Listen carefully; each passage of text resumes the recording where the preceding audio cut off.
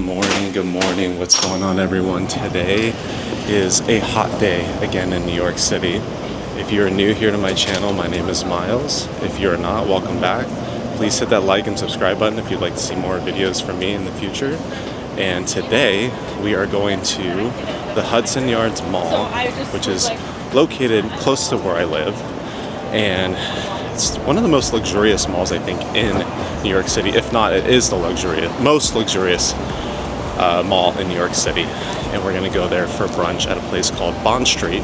We're meeting a couple of my friends who are also content creators, and we're going to go enjoy a nice brunch. So let's get to it. There's something about being in New York City during the summertime.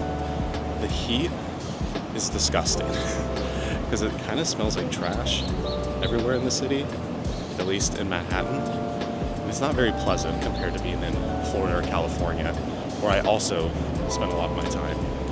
But still a great city to be. So when you walk to Hudson Yards, you can actually take the High Line, which I probably should have taken because it's a nicer scenic route. You know what? Let's go back. Why don't we take the High Line so I can show you the High Line? So the other route you would take, you can walk pretty much straight up 10th Ave and get to Hudson Yards. Or you can take the High Line. So the High Line goes all the way down to the Meatpacking District, which is Lower Chelsea. And it goes all the way up to Hudson Yards. So basically, it used to be an old railroad. I can't say the word. An old railroad track. And now it is a nice scenic route if you want to go up and down the Chelsea area to go to Hudson Yards or the Meatpacking District, where they have the Chelsea Market, where they have a lot of other food options over there. So here's the entrance that is on 24th Street.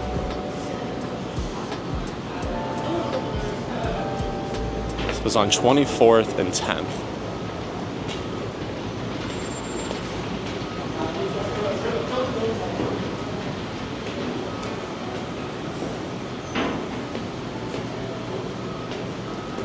Now there is elevators in case you don't want to walk up this long staircase, but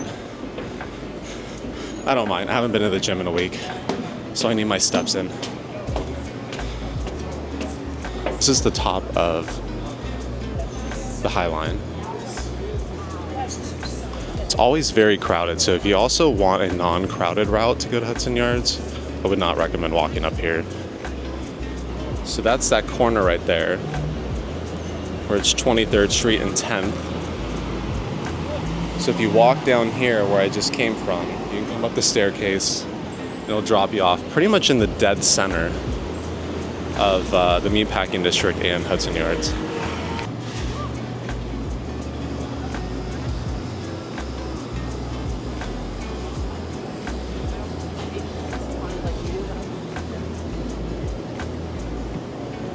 So mass majority of being here in the spring and the summer, you get to see all these flowers over here. Where in the wintertime, it doesn't necessarily look this nice. Actually, it looks quite dreadful in the wintertime, unless it's snowing. So here you can actually see a little bit of the railroad track right here. Pretty cool, right?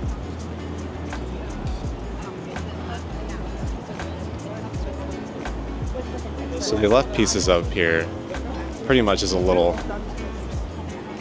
museum for people to see when they come up here. This is where it cuts off over here.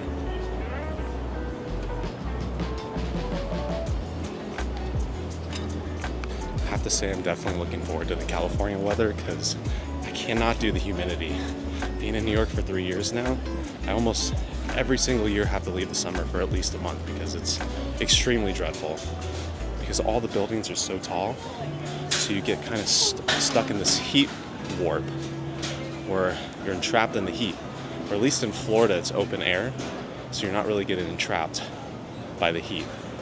So I do feel like it's hotter in here than Florida.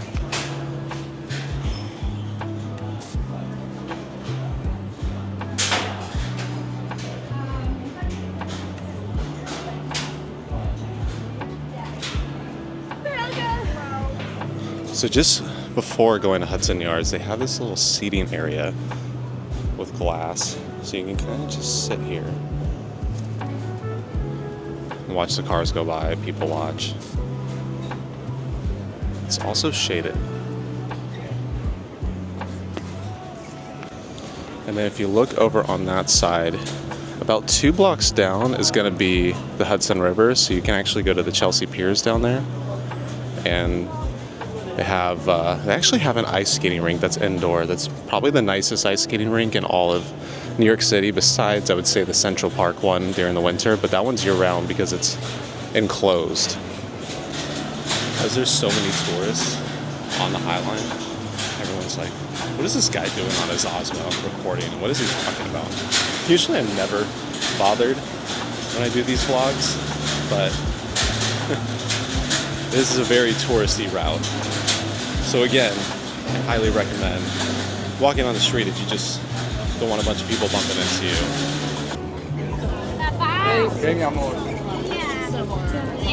So if you actually look at the building over here, Ariana Grande used to actually live on the rooftop.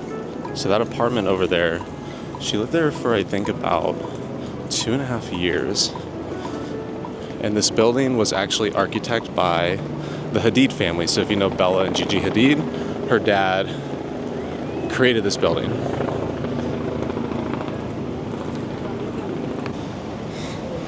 Like I said, I really cannot do this heat. It's a scorcher, 92, but I think 58% humidity, so it feels like 105 in my eyes. So looking over here, you're actually going to see more of the train tracks. So where it kind of stops, there is actually more.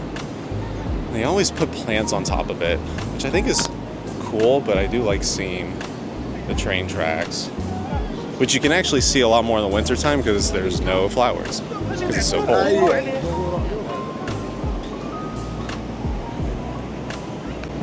These candle structures are actually new. I haven't been on the High Line probably 2 months, so these are brand new. There's some flowers, purple cone flower. I'm sorry, but I don't know who's living in there, and they're probably spending a lot of money on rent. And more candles. So this building over here, this really tall one, that's actually going to be Hudson Yards. So you can actually live in Hudson Yards. Starting price for those, I believe, are $2 million. And then the mall is 5 floors. But then there's also a restaurant and an experience called The Edge and Peak. So Peak is going to be the restaurant and bar, and Edge is going to be where you can kind of walk on the platform and see a full 360 of the city, which is pretty cool. And here we have more train tracks. And we're almost there. It's definitely a lot less busy once you get over here, because either people are exiting or it's just a little bit more spread out.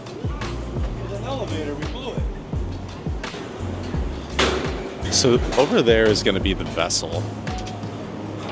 The Vessel was closed for quite a long time, so it was just kind of like an art piece that you can look at, but now you can actually walk on it again, and they have this barrier so people don't, fall off or whatever. But I know there was some incidents from the Vessel in the past, so they wanted to make sure that there was a safe way of being able to see it still and go on it, so they made this barrier to save people from anything happening.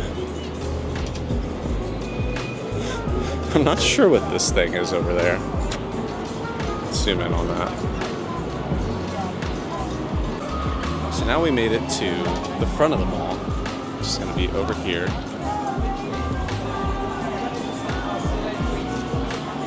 And so the restaurant we're going to is on the 5th floor.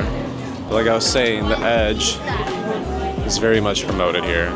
It is very cool. It is a touristy thing, but I I do think you should do it at least once. So there is a hack that I learned about Peak and the Edge. So if you're going to buy a ticket to the Edge, it's going to cost you roughly around $40 to $45 per ticket. If you go to Peak and buy 2 drinks, or I think you can buy 1 drink and an appetizer, you can go onto the Edge for free. So you pretty much get 2 free drinks if you're already going to pay for the Edge anyways, or you can do an appetizer and a drink. Or I think you could probably do 2 appetizers too, but that might be a little bit more money, but you can break even and just get 2 free drinks and you're going to buy the ticket anyways. Just say you're going to go to Peak and then they'll let you ride up. So Little Spain is Little Spain. No, they have little sections in Little Spain. I'll take you down real quick so I can show you.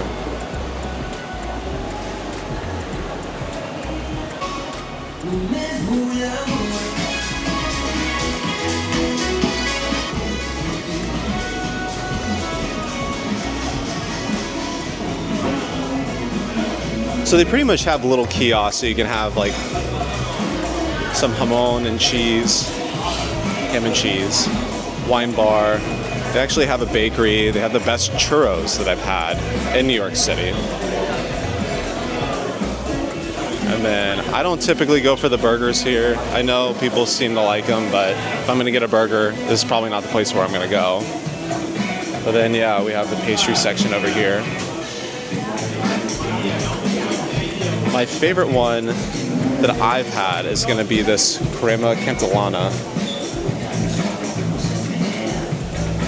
It's pretty much like a bigger version of a vanilla tart that's caramelized. They have all these little seating areas. This is the churros that I was talking about.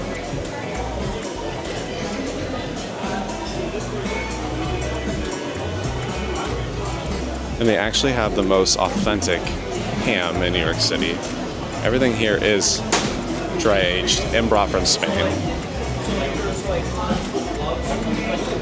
I have had it. I can say that it is very authentic because I lived in Spain for 3 months and it is exactly the same. But you are going to pay that American cost. You can get pretty much anything in New York City, but you're going to pay the New York cost, which not necessarily is a bad thing. But if you want to splurge one night and say, you know what, I want real, authentic Japanese food. I want real, authentic Korean food. I want real, authentic Spanish food. You can find it in New York City. It just might cost you $100. So I don't typically always go out and do these things, but try to treat myself once in a while.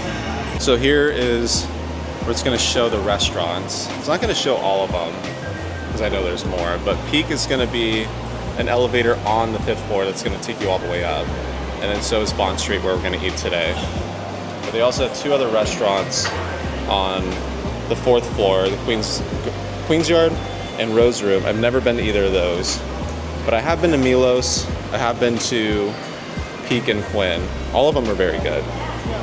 So you can't actually take these elevators here. I learned the hard way. They don't take you all the way up.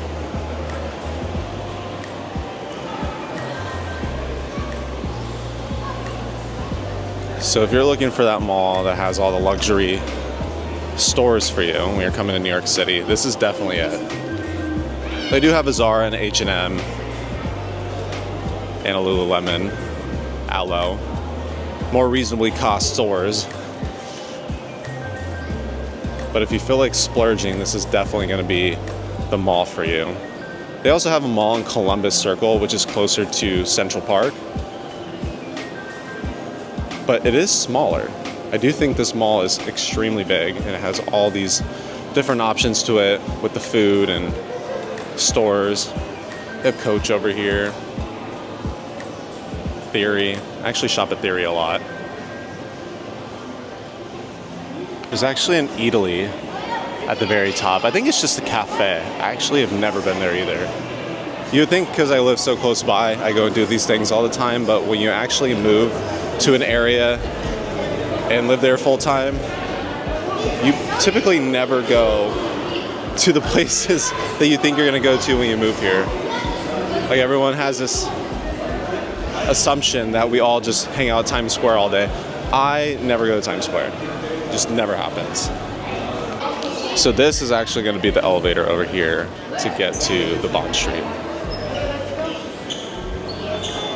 So we're gonna take this one. Now that we made it upstairs, it's a lot cooler, a lot less people, a lot more calm. I get a little overwhelmed with a lot of people in your face, which probably means New York City might not always be the perfect place for me, but for my work, it's definitely number one. And if you love food, this is the best food city in the U.S.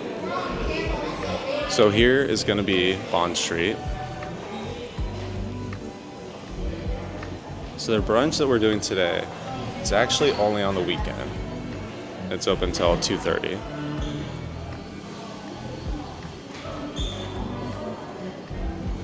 They have all these cool plants. Very nice lighting design. And then the host stand over here. So here's going to be all the seating set up. You can see here. It's definitely on the fine dining scale, especially for a brunch. And then over here, we're going to have the bar area. Looks like they have a lot of Japanese whiskey, which is my favorite. Hibiki specifically is my favorite.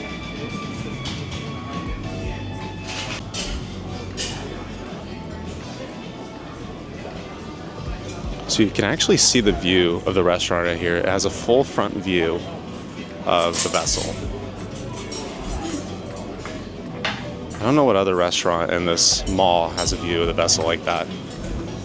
Since I'm up here, I might as well show you where Peak is. So Peak is going to be on the same floor as Bond Street. It's going to be right here. But this isn't Peak itself. There's going to be actually an elevator over there that's going to take you to the top floor where the edge is, and there's going to be a bar that has a full view of the entire city. And then this is kind of like the lobby bar of the restaurant. Super cool theming. Love the pillows. That Marilyn Monroe-esque to it. And one of my favorite things about this bar is they actually have this little moon with the lighting design that keeps changing. If you haven't noticed by now, lighting design is one of my number one things when I go to a restaurant. I do always look for this when I go eat somewhere. Just elevates everything. We are waiting for my guests to arrive. It's probably going to be another 15 minutes. I arrived here early, so I'm going to hang out here and then we'll check back in. They really nailed down the lighting and the floral arrangements for the Japanese culture too. For something that seems Americanized, but I think they did a really good job. So here is the menu here. They have these brunch specials. Matcha pancakes sound pretty good. Well, we are going to be here for the sushi. That is what Miles is here for. They also have spilled your own tamaki. All these items down here. Wagyu skirt steak.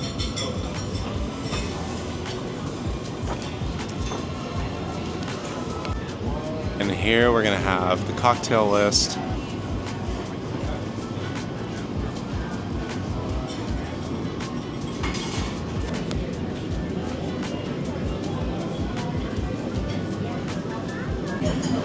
Gotta stay hydrated. It's so hot outside.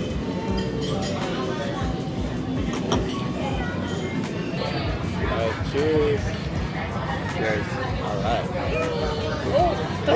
Tough for the video, tough stuff. I'm unprofessional. This is why we can't bring him anywhere.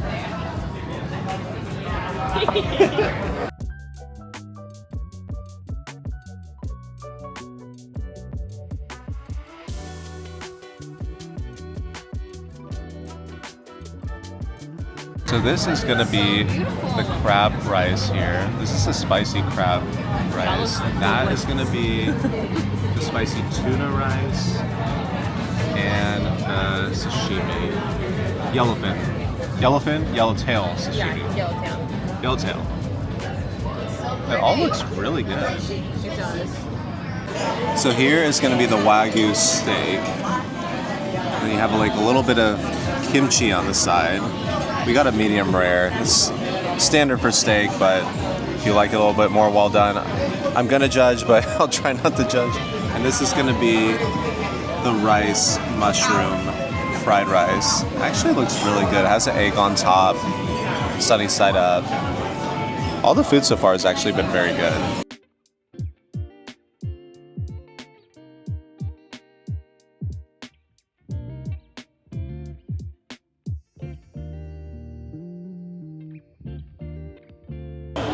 Alright guys, so the meal is finished. Honestly, give it a 10 out of 10. Everything there was actually very top notch. The tuna tarts, which I actually got some to go, were by far my favorite, but the sushi quality was great. The steak was great. All the desserts were great. The drinks were great. The service was great. Honestly, I highly recommend it. If you're in the Hudson Yards area, it's definitely a great place to eat. And just the whole staff and everyone was so kind. So I hope you guys enjoyed this vlog. Please hit that like and subscribe button below, and I hope to talk to you guys soon. Take care.